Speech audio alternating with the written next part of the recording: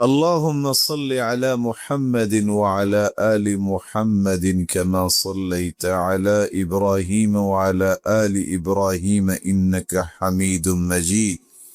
اللهم بارك على محمد وعلى آل محمد كما باركت على إبراهيم وعلى آل إبراهيم إنك حميد مجيد. ویسے تو سب کو یاد ہے نا، رسول اکرم صلی اللہ علیہ وسلم کا فرمان ہے، اگر اس کو 10 مرتبہ پڑھے تو کتنا کو وقت لگے گا؟ یہ بات طے شدہ ہے کہ قیامت کو کوئی جنتی جنت میں نہیں جائے گا جب تک اللہ کے رسول کی سفارش نہیں ہوگی۔ اور حدیث کہتی ہے، صحیح الجامع کی روایت ہے 6233، جو 10 مرتبہ صبح درود پڑھ لے، 10 مرتبہ شام کو پڑھ لے، خوش ہو جائے، محمد کریم اس کی سفارش کرتے۔ 10 نیکیوں تو ملے گی، 10 گناہ تو معاف ہوتے، 10 درجے تو بلند ہوتے ہیں، لیکن کمال یہ ہے کہ قیامت کے دن سفارش بھی ملے گی تو کس ہستی کی؟ محمد مصطفیٰ کی۔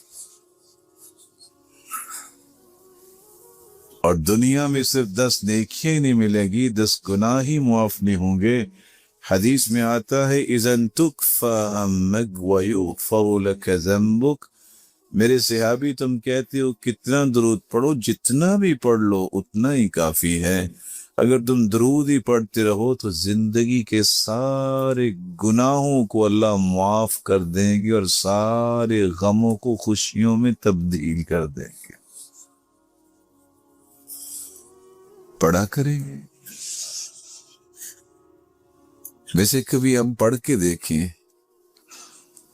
اور اکیلے بیٹھ کے ذرا پڑھیے گا، مجھے امید واثق ہے کہ آپ کی زبان جو ہے اس میں لذت ضرور آئے گی۔ اللہ نے اپنے ذکر میں درود میں لذت رکھی ایسی ہے، اللہ شاہد ہے کہ انسان اگر اخلاص کے ساتھ ذکر کرے، جو محسوس ہوتا ہے کہ شاید اس نے کون سی ایسی چیز کھائی ہے جو زندگی میں کبھی نہیں اس نے کھائی، لیکن یہ محسوس اور احساس بھی اس وقت ہوتا ہے جب دل زندہ ہو۔ اللہ ہم سب کو زندہ دل نصیب فرمائے۔